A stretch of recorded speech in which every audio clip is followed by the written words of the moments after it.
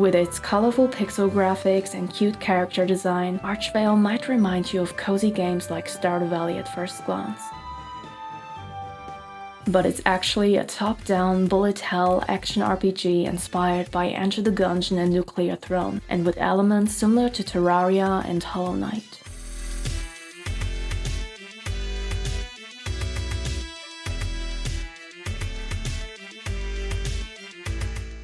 You play as a child who has to find and unite 7 magic stones to rebuild a gateway and rid the world of evil. The story is rather insignificant and just serves as a reason for you to fight your way through hordes of enemies and defeat the guardians of the stones. In order to find those, you move from room to room and explore different procedurally generated biomes, each of which has a town and a handcrafted dungeon with different challenges and a boss fight at the end. Combat is fast-paced, fluid, and so much fun. You can choose from a variety of melee, ranged, and magic weapons, ranging from the common sword, bow, and staff to more unique ones like flails, boomerangs, and a slime cannon. There's also a bomb you can use with every build. You will constantly find new and better equipment, and each weapon can be upgraded 5 times with gold dropped by enemies. Armor consists of helmets, chest pieces, and rings with different stats and buffs.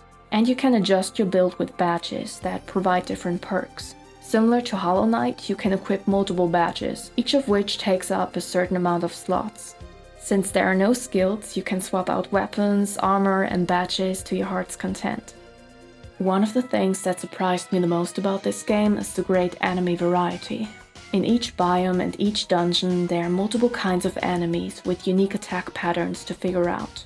Boss fights are incredibly well designed as well and test your reflexes. With bullets coming your way from every direction, this game is definitely difficult, but never to a point where it's frustrating.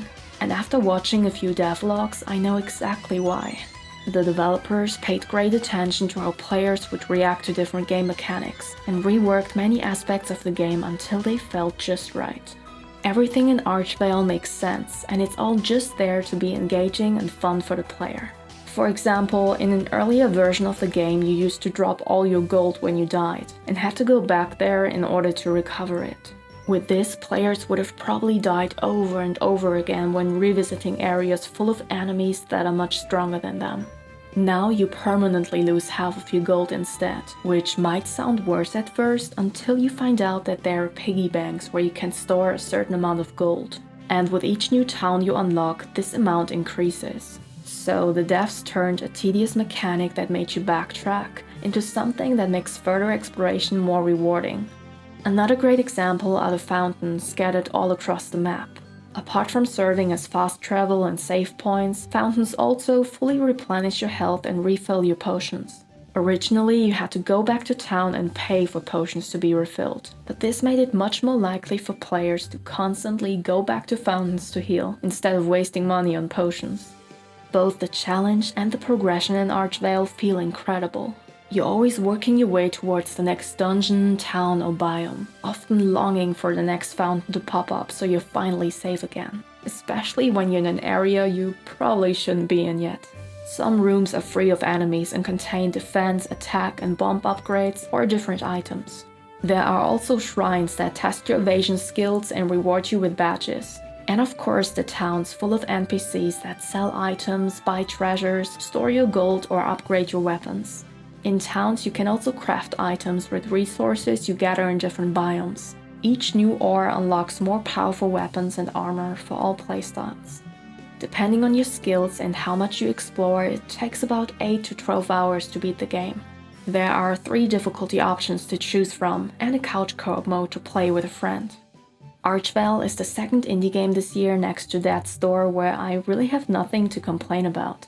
It's beautiful, fun, has a wonderful soundtrack, great enemy variety, a lot of customization, satisfying progression, and a level of polish that really impressed me. Thank you very much for watching, like and subscribe if you enjoyed this, and feel free to share your thoughts in the comments below.